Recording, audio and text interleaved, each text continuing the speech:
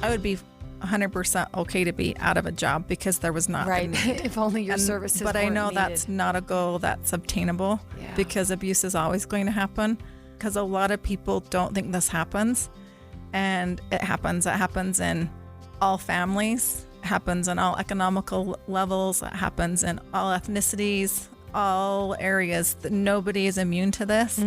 And that's exactly why the Children's Justice Centers were created. We were created for a safe place for kids to come and tell their stories.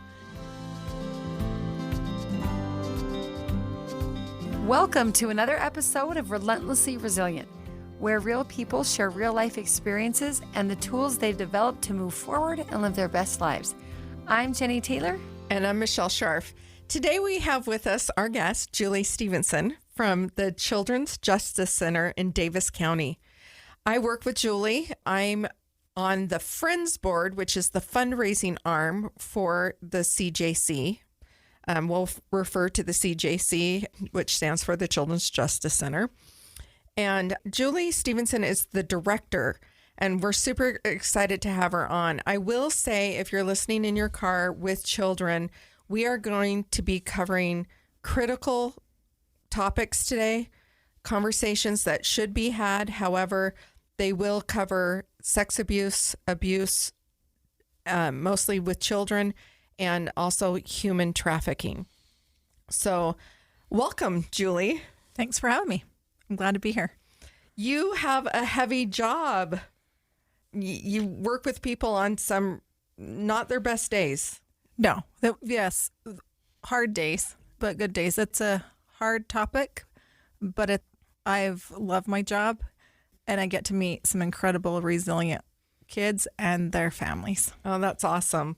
I know you love the job. You're passionate about it. You really care about it. I've enjoyed working past year with you on the Friends of Side board, and it's been just a lot of joy. I've learned a lot of things sitting in those board meetings, and you know, we cover a lot of hard topics. So talk to us a little bit about what kind of people are coming into the CJC. What kind of services do people come to the CJC for? People come to the Children's Justice Center, or the CJC. We serve victims of physical or sexual abuse, and there's a wide range on both of those, from age 17 down to 0.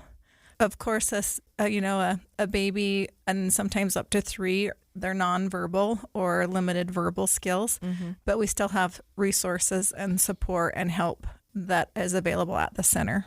Wow. So if they're nonverbal and they're 0 to 3, how is it getting reported?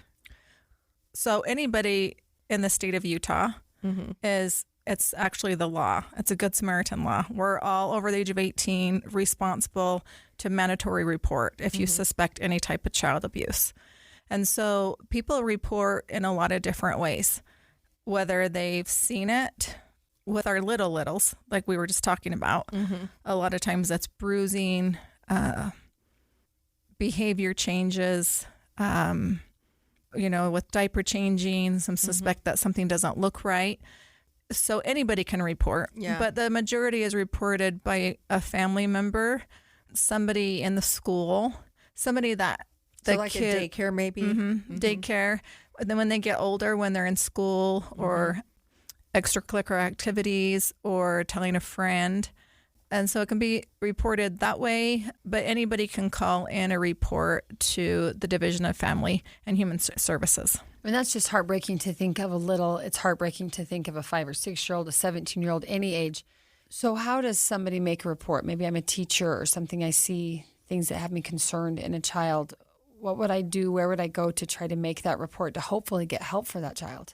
The place that you need to report to is the first place to report would be to the Division of Child and Family Services. That's where all reporting of abuse of children goes into.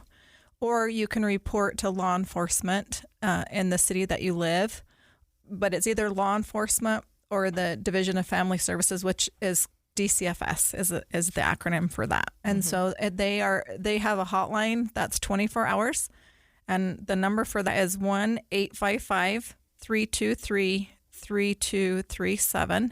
And like I said, that line is open 24 hours. And so if there's any type of suspected physical or sexual abuse, that includes neglect, mistreatment, can be called into that number. When somebody calls in to report, they will ask you, some questions. They do ask for your name, but one thing that is also good, because sometimes it is hard to call and report because a lot of our perpetrators are somebody that we know and trust, to the 90% of that. 90%? Yes. So when you call in, that can be a hamper, to report, because what do you do? But as humans, and I know it's hard, but it's the right thing to do, and it's the law to report. And by calling DCFS or law enforcement, it's our obligation to do that. But you also have the ability to do it anonymously. You can still report and choose not to give your name, and they still take the report, and it's taken as serious. It doesn't hamper the investigation or anything like that. But sometimes that can be a reason for, somebody that wants to wait and see, or they're scared about reporting, that you can call an anonymous too. Okay. So that's how it gets reported. That's how it can come to the CJC. But even when it gets reported, is it possible that even if you gave your name, that the DCFS isn't going to share that with the family? Or no, the person that calls and reports it is protected. It's not in any report that goes to anybody else except the DCFS. Even we don't know who the respondent was when they come to our center. There's a discussion when they get there, because we need to make sure who's bringing the child, and that person isn't a suspected perpetrator. But yes, even if you do give your name, it is not on any official. It's not on anything that goes forward beyond the report. So in the center, this is just a genuine question. Do you get false reporting? Do you get misreporting? And how do you distinguish or determine if what's being reported is real or understated or overstated, or that's maybe the investigation process? Right. And there is a myth out there that there's a lot of false reporting, not just with child abuse, but with any type of abuse. I've been doing this for close to 20 years, and that is a big myth out there, that people are making it up. Or a child will disclose, but then they'll do what is called recant. They'll recant and say, oh, never mind, it didn't happen. But just because a child recants what they said does not mean it didn't happen. Sure. So there is statistics out there. The FBI has done a statistic of a false report, and it's 2 to 5%. Wow. Which is the same amount of false reporting of mugging. So when it comes down to it, there's a myth out there that a lot of people false report, but statistically and realistically, it's a very low percentage. So if they come to you, if someone's brought to you because a report has been filed, 98% of the time, there's really something going happening. on.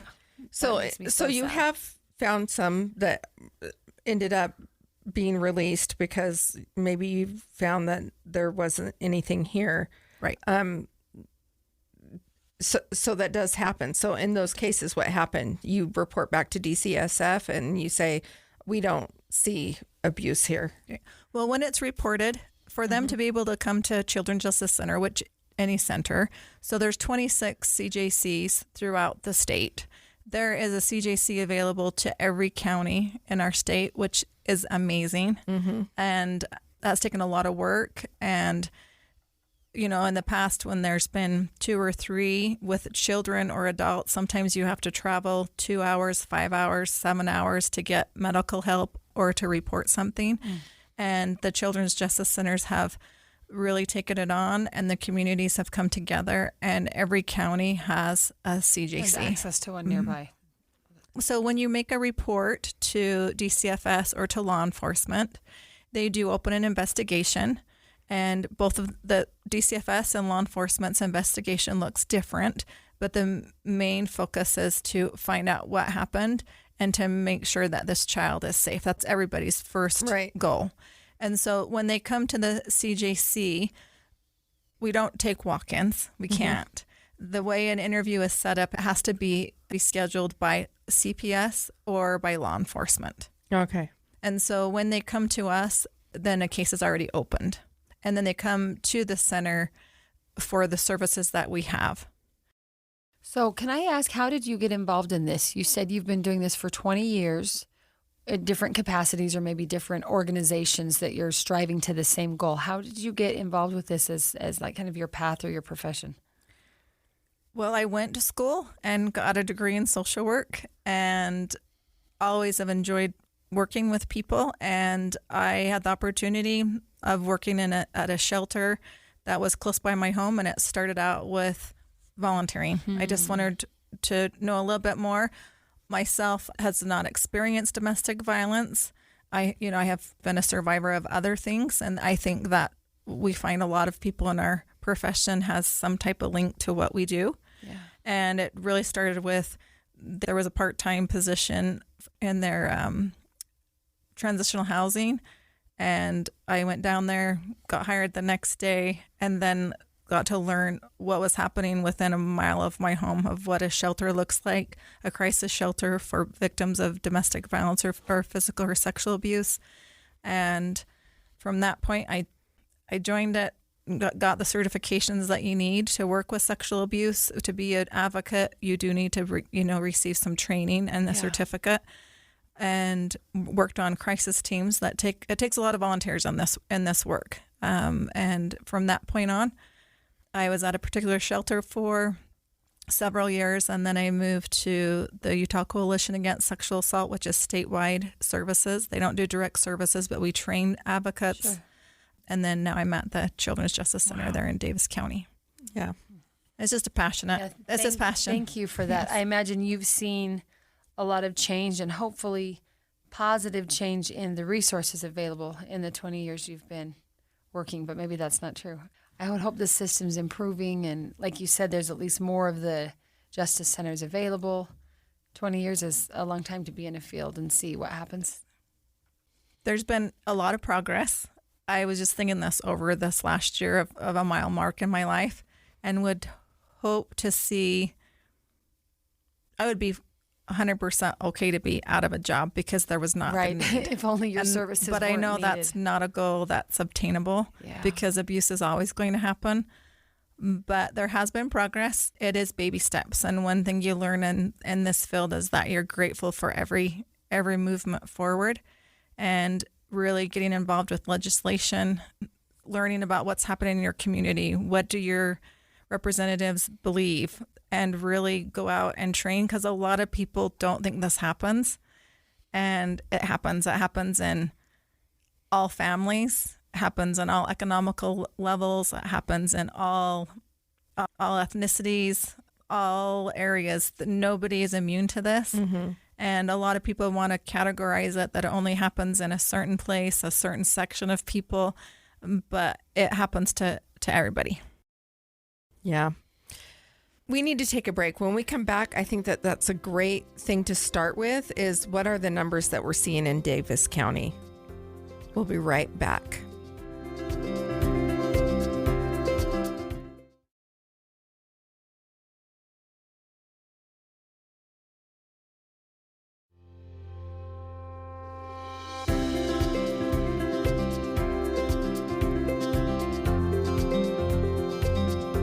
And we're back. Julie, tell us about, what are the numbers of abuse in our state? Like statistically, where are we at? 1 out of every 3 girls will be abused in their life, and 2 out of every 5 boys. And that should be alarming to everybody. It is. Because those numbers show that if it hasn't happened to you or your kids, it's happened to somebody you know and care about. And statistically wise, it will happen. And those are based on reported numbers. And sexual and physical abuse is the most underreported crime. And so those numbers should be shocking, but the realistic is that there's survivors out there that haven't come forward. Yeah. Well, I'm even thinking about raising my children. I had an incident when one of my sons was 3 with a neighbor, and we went and addressed it with the neighbor. It wasn't, we'll talk about this later. I can tell you what it was. I won't say it on the air. But, and I was so alarmed by it, and I addressed it with the family, and then we put barriers in place for that child and my child. And then that family, didn't appreciate that and tried to create problems. But so I think it does happen. Like, I never even considered that was something to call the police about, because it was a child acting on a child, right? And so I think you're right. It's most likely really underreported. Right. And for that reason too, is that you don't think about calling law enforcement, right? Somebody that you know, somebody that you trust, and think that. And I thought that we could handle it. And that you could handle it. And a lot of times you feel that way, but setting up barriers and things like that, getting the resources that you need. And no matter if it's a child on child or an adult on a child or an adult on adult, it still needs to be reported. And a lot for that is for the services that can be obtained, and that you're not in that on your own, and that your child is heard. And that's our mission at the Children's Justice Center, is that every child's voice is heard. Yeah, I love our mission. And this is going to be a part of a 3-part series. And one of the women that are coming on to share their story is going to talk exactly about that. They're going to talk about the fact that as a child, they were abused and acted upon. And then multiple times in her childhood, she wanted to come forward and her family just said no. And so she wasn't heard, and she wasn't even heard from her own parents, and what that in turn did. So we're going to talk about that. And we're going to address the fallout of that with somebody else that has, had that experience. And then we have somebody else coming on to talk about advocating and getting a long sentence. I have some friends right now currently, and they have people sitting in jail waiting for sentencing. And there's all kinds of, plea deals and, they admitted it. And so now what are we going to do? And, whatnot. I'm really shocked at the low time served for child abuse cases in our state. Yes, and they should be shocking. And like we were talking about earlier, things have changed and improved. Prosecution rates are getting higher, but there's a lot of challenges to that. And just because a case doesn't move forward, and that could be a whole nother segment on our own to talk about prosecutors. Yeah. I've worked with a lot of prosecutors. We have a very strong prosecuting group for Davis County. That's who I work with right now, who really do take forward. But there's a lot of different reasons why a case doesn't move forward. But it does not mean that something didn't happen. They do have, beyond a reasonable doubt, and sexual abuse it can be really tricky. But that's why we need more reports and more people coming forward so that we can take more cases on. And that's one thing that the Children's Justice Center does, is that the services that we provide there's evidence to show that kiddos that come through a CJC, there's higher prosecuting rates because of it, because of the format and the procedures that what the CJCs do. So let's talk about those services. Sure. So like we said, when something's reported, law enforcement or child protective services calls and schedules an appointment. When some kiddos report right away, we've talked about different reasons how they're, whether they saw something, or some kiddos don't report right away. We have a lot of delayed reporting, which falls into those myths that, well, if it happened to me, I would tell somebody right away. Well, until it happens to you, you don't know, first of all, how your body's going to respond. Our amygdala is trained to protect us. And sometimes what it does is it files it back. And some kiddos don't have the capability to disclose. Right. They can't even process it, right? So maybe they kind of put it back in the file of did not happen. Right. And then one day they're ready to talk, or it comes forward. And so if a kiddo discloses and they say that it happened 6 months ago or 3 years or 20 years ago. There's no statute of limitations, right? So that's one thing that has changed over the years, is that we don't have a statute of limitation. So now, if someone gets to the point in their life, they feel they have the courage or the access or whatever to report. Right now in the state of Utah, we do not have statutes of limitations on sexual abuse. Now, if it happened during the years that we did, there are limitations, but it doesn't mean to not report because of the services that there might not be a legal side that can happen, but there can be still help with healing. And whether it happened 6 months ago, 5 years ago, 20 years ago, services are there. And that's why we're there. I think a lot of times people are just so afraid to report because they just see it as a legal problem and police involved, and that all sounds really scary. But people don't realize that there are real services available to really help with the trauma side for the victim. Right. And that's exactly why the Children's Justice Centers were created. We were created for a safe place for kids to come and tell their stories. So when the appointment's made and you walk into our center, you're greeted by staff that is very trauma informed. We have a waiting room, we have snacks and toys. A lot of Children's Justice Centers, the Davis County Children's Justice Center used to be an old home that was renovated. Now, thanks to our county, we have a beautiful building, but we still make it comfortable and homey. Feel comfortable. So the minute that they walk through the door, we have a fish tank, and I talk to survivors that have come in years ago and they come back with donations. And one thing they do remember is the feeling that they had when they walked in. They remember the fish tank and they remember the blanket that they received on the way out. So they'll come into our center. And like I said, we're child friendly. It's comfortable. There's treats. We have kid channels in the waiting room so that it can be as calming as possible. Yeah. It's got to be nerve-wracking to go there, whether you're being taken by a family member or a social worker. I can't imagine for those kids, you know. And a lot of kids feel like they're in trouble, that they did something wrong. And so the first thing we want them to know is that they're safe and they're not in trouble. Oh. And so they come to our center and we work as a multidisciplinary team. What that means is that we work with Child Protective Services, law enforcement, prosecution, medical, advocates, and we all are on the same page. And so they're all involved, but we all are on for the same purpose of making sure, number one, this kid is safe, physically safe, and also provide some mental health resources for them and their families. So all of those professions you mentioned in the multidisciplinary team, are you all in the state of Utah employed by the county?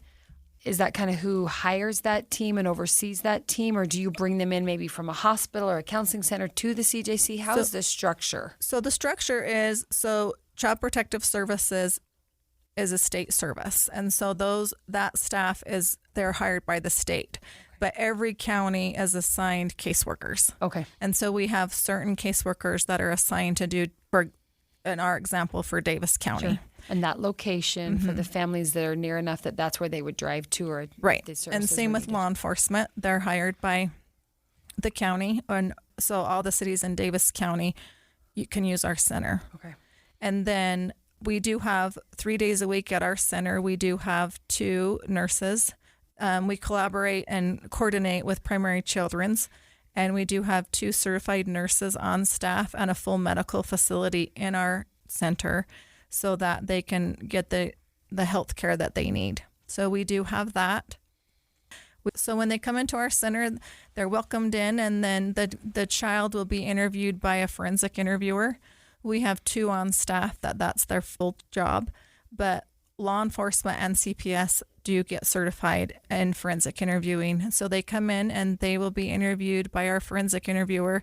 And I have to say we have great ones, but they're all great throughout the state. But we have a really good team.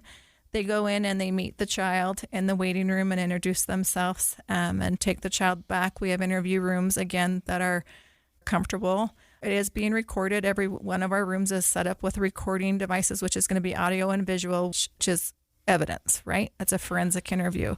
But the way that the forensic interview is set up is, again, that trauma-informed. It's a neutral, unbiased interview. And so our forensic interviewer does have certain questions that they need to ask, but they only can go on with what the child discloses, and the child has full control when they walk in that room. And so they get interviewed, and while they're being interviewed, we have victim advocates that will work with the caregivers that brought them, and we provide resources for so in our center, we don't have therapists on site, but we do have agreements, and we work with several different agencies throughout the county that provide mental health treatment that we can give them resources and referrals to. And also a big part is to sit down and do some crisis intervention and just listen, because the child is there and is getting focused on. But a lot of times caregivers need those few minutes to, maybe they sat in the room and they cry for a couple minutes, and that's okay. That's why we're here. And to talk about feelings and emotions, and that they're going to have all type and some validations of what they're feeling, because we want them to feel supported and to get the help they need, because they're going to be helping the child. And so it's full circle. Right. And we also, like I said, we do medical exams at the center, so it's all encompassing, so you don't have to go over. And like I said, the forensic interview is recorded, and a lot of times, so when the case moves forward, that is evidence and can be used in the if it's taken on for prosecution. A lot of times that interview, because the main goal for that is that the child doesn't have to tell their story over and over again, because over the years that's not been the case. Yeah. When I first started, they would have to talk to Child Protective Services, and then they have to tell their story to law enforcement, then they have to tell their story to another person and another person. And what the CJC does in the forensic interview is the child only has to tell their story once, and everybody hears it. And that is a huge movement forward, and such a great thing of why the CJCs exist and the purpose of doing that, because that is trauma informed, because it's re-traumatizing to tell your story, Every single and it's time. exhausting. So we do that. It doesn't guarantee that the child doesn't have to take the stand, but the majority of the time, the forensic interview is enough. It's not a guarantee, but and a lot of times that will serve that purpose with the good thing. Amazing. Okay, so we're going to take a break and we'll be right back.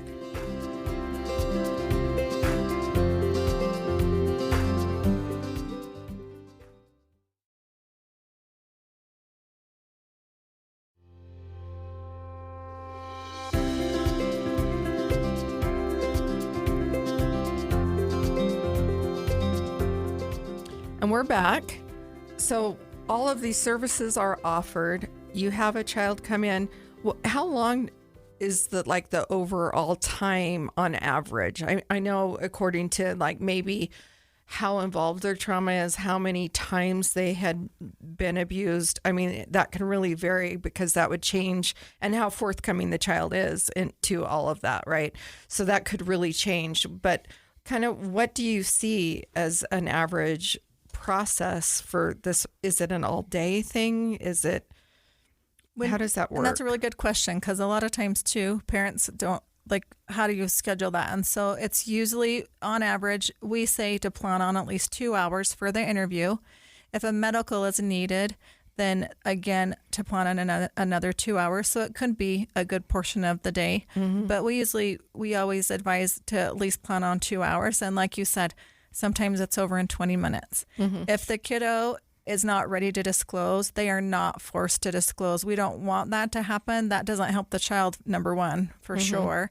And it doesn't help the case. And so sometimes kids come in and they're not ready. They're not the ones that disclosed. Maybe it was found and reported by somebody, and they didn't even know why they were coming in. And if they're not ready, then we just make sure they get the resources of people that they can go talk to or take the time, and they can always come back. And then they're not in trouble, and nobody's mad, because they're not going to force anybody to talk about something that they're not ready to. And that's the nice thing about forensic interviewers, is the way that the interview is structured, and that's why they have to get certified and have to practice and also be reviewed, is so that it's really, like I said, the child has control in the interview. And at any time, if they want to stop, then it stops. But for the most part, once they get talking to our forensic interviewers, because the law enforcement and Child Protective Services are not there in the room, but they do monitor it from a different room, you can see their body language relaxes. And even though it's a hard topic and it's a hard thing to talk about, the way that it's asked and the power and control that they have in that room is something that they hadn't had or had taken away because of the abuse. A lot of times they do talk, and sometimes it's fast, and sometimes they have a lot to say, and we let it go till they're done. Wow. So one of the things that I was surprised at the board meeting is that there is human trafficking going on even in our county. So what do those cases look like? We do have human trafficking of children, and we have it in our county, we have it in our state. It doesn't just happen far away. But it sounds like it, right? Like Right. we all think it's happening somewhere else, but not in our neighborhood. Or only in like really big, broken down ghetto cities. Right. You know? Like that's something Not that just happens in neighborhoods of San regular Francisco. people. Like it's not happening here. Yep, it happens in Utah. And What does that look like? What does that mean, human trafficking of children? Like, can you give us some overarching examples of what that refers to for people listening that may not really understand? Sure. Human trafficking of children could be the cases that we have seen also combines and goes along with sextortion, which is, technology is great. Computers are great. But what we have seen a huge increase on over the last several years, 2 to 3 years, there's a big increase of sextortion, which would be your child's online and you think that they're just playing a kid, and it is a kid game, but every game has the capacity to have a chat box, and perpetrators are out there and they know, and they reach in, and a lot of times children think that they're talking to another 12-year-old where they're not, and then it goes from chatting into that, and that particular area to the person talking to them has them change platforms, whether Facebook, Snapchat, things like that. And they get on there and talk. And a lot of times they'll talk them into sending pictures because they feel like they know this person, right? Our kids feel like they know the people that they have. They've shared lots of things. And perpetrators of this type of abuse know exactly where they know exactly what to do. Right? Yeah. And they're good at asking questions and getting kids to talk about things like, what is the mascot at your school? Right. Oh, now I know your location. Yeah, and our kids share a lot. That's with social media, location devices on pictures, but they'll get them to feel comfortable and share a picture, and then all of a sudden they turn over and say, if you don't send this much money, then I'm going to send this to all your friends, because they have all the access to their contacts, or they actually meet up with that person. And then things happen. And sometimes that happens over and over again. The kids go home, but they don't want to report because they don't want to be in trouble. And sex trafficking is it leads into that, or can be part of that, right? Yeah. That person is looking for it. The child is just having a hard time and feeling lonely. And now they have somebody that's paying attention to them, and they meet them somewhere. And then all of a sudden they might be taken, but they're doing it in their mind consensually. But a 10-year-old can't leave what you can't, and so that looks that way. Or they find online and they traffic them through state lines, or traffic them right there in their own home with a parent that is the person that is trafficking them out. Which is so hard to believe that a parent could ever do that, but it does happen. It does happen. Yeah, and it is happening, even in Davis County. Yeah, I wish I could say that all perpetrators are in hoodies and wear dark sunglasses, and stranger danger is a really important thing and should be taught. But we also need to teach our children and ourselves as adults that nobody can touch you, and it's not okay for anybody, and it's okay to tell somebody if something doesn't feel right, and they're not going to be in trouble, because statistically it is going to be somebody that they know and trust. And to be able to learn, if they don't want to, they don't have to, and they can tell somebody and they're not going to get in trouble. Yeah. It's alarming. And that it's not their fault, Yes, even if they for sure. did. Yeah. I mean, like you said, if it's a video game and they think it was a 12-year-old kid playing the same Fortnite or whatever. And, Right. Or if they consensually sent the picture, right? Yeah. And they do feel like it's the end of we are losing kids through suicide because they do feel like it's the end of the world, but it's not. Right. And there is programs out there that help take pictures off, but it can feel that way. But as a society and as a community, through our teachers, through our coaches, through the adults in our children's life that they interact with, if they can talk and let them know that they can tell them and they're not going to get in trouble, and that there is help, because there is help for this. But a lot of times kids are silent because they feel like they're going to be in trouble. And the big thing is that we need to let them know it's not their fault. They might have sent the picture. They made some choices that probably weren't the best choices, but even those choices aren't their fault. Coercion is a huge power, And we just need to let them know that it's not their fault and they're not in trouble and that there is help and that law enforcement and CPS are there to help and we can, and that things will be okay eventually, right? So this is all heavy and important, and like you said, these critical conversations.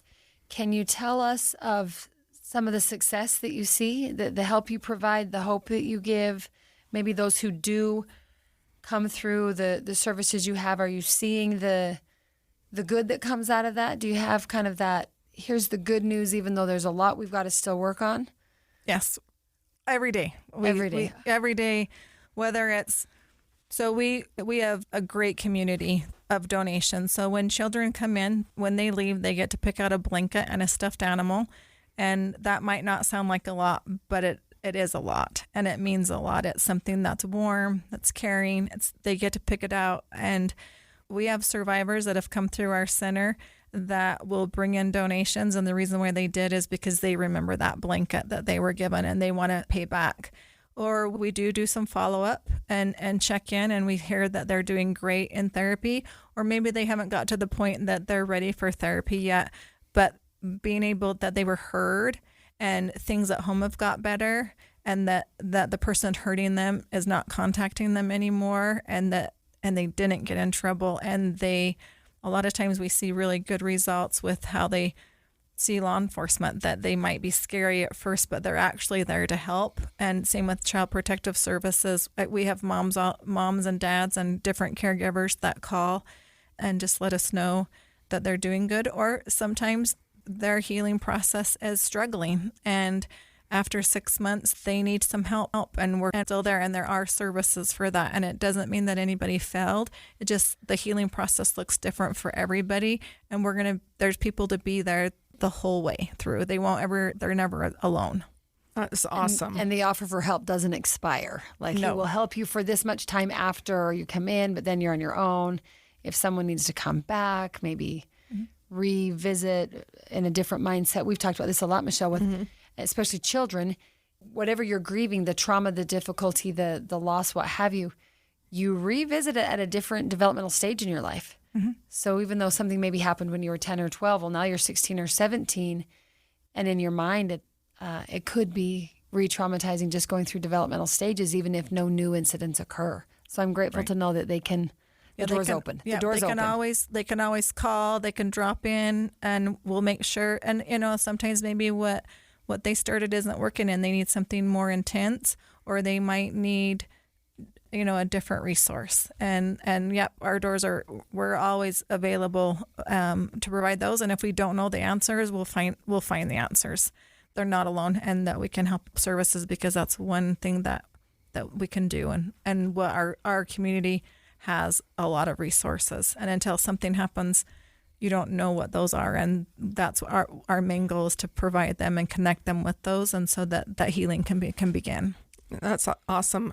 So I serve on the Friends Board, which is the fundraising arm for the CJC. And our role is a little bit different. It's to raise money for some of the services that aren't covered under the state, county, or federal funds that you guys receive. And in doing so, we can sometimes offer secondary therapy for secondary victims, because it's not always just the child in the house that has some trauma. Sure, right? It affects everybody, and therapy and insurance is great. Not everybody has insurance, Right. And mental health might not fit within the scope of their insurance. And there is some state funding that they can apply for, but people like our friend, like the Friends of the Davis County Children's Justice Center, that's why they raise funds, and we're able to use those funds, and we do use them. And it's not, and it's for our primary victim, but also secondary victims, and that's anybody in the immediate household, because it affects more than that person. Absolutely. And there's some really great, we are in Davis County, but I know throughout the state there's great service providers, but we have some really great service providers in the state that not only will help and work with our primary victims, but parents can go in, because a lot of times parents will talk to me and say, Julie, what do I say? How can I help? What can I do? And a lot of times they need some support. There's parenting groups within the county that helps provide services. And sometimes it's nice to go in a room it might be scary to and intimidating even to a parent or a caregiver, an adult that's responsible for this child, but to walk in the room and realize they're not the only ones, and that there's people that have gone through similar things and are, have got support and the healing process, and that it's okay to ask for something even later. Yeah. I'm passionate about working with the Friends of Board. I was asked to come along. It was a perfect segue for me. I worked with the Child Protection Registry as a lobbyist here for a time and then retired from that. But that's where I learned about a lot of the stuff going on with human trafficking and our kids. And at the time, there was a young man in Davis County that took his life just for a scenario that you laid out. And I was just heartbroken over it. And I didn't actually really know about the CJC. I was working on this other arm. And I'm like, here I am in my own county. There's this amazing organization that actually will help support and get help for these people. And, I was on the other end trying to educate parents, which sometimes is like knocking your head against the wall, because parents hand over these tablets and these phones so readily and easily, thinking no big deal, but they don't really realize that you've handed your child to the entire world. Mm-hmm. You think that you're handing over a convenience for you to reach your child, but you actually are handing the entire world to your child, right, and exposing your child to the entire world. And so, I'm passionate about educating parents about that as well. I still talk about it to anyone who will let me talk to them about it. But I love being able to raise money and being able to support the CJC. I look forward to being able to be the president next year of the Friends of Board. Hope I do a really great job. It feels like a lot of pressure, but we're excited about it. This year, we've got some pickleball tournaments coming up. We've got some volleyball tournaments coming up. There's always opportunity to donate. If anyone out there listening is interested in donating, you can reach out to us on the Friends of the Children's Justice Center on Facebook, or you can reach me directly. And also, we're always looking for board members, either direct board members or accessory board members, extra board members, to come do some heavy lifting and help us raise funds for these kids and for families in our community. And you could do that no matter which community you live in, right? Because even if I don't live close to you, wherever I live, there's something in my county. Children's Justice Center, right? And you can look up the Children's Justice Center in any county, whoever's listening. And I'd imagine even other states would have a similar something. Yes, right? it is a national program. Some other states, so we're a CJC. Other states, like I was just in Dallas at a conference, and they have children advocacy centers. Okay. So they have CACs. But no matter where you're listening from, we're the same. You can help in your community because the problem exists in your community. Yeah, no matter where you are. No matter where you are, and there's always some organization out there that is willing to help. So you might have to do a little research to find it in your specific community, but in ours, and if you're specifically in Davis County, you can reach me personally on Facebook if you want to serve on the board itself and learn more.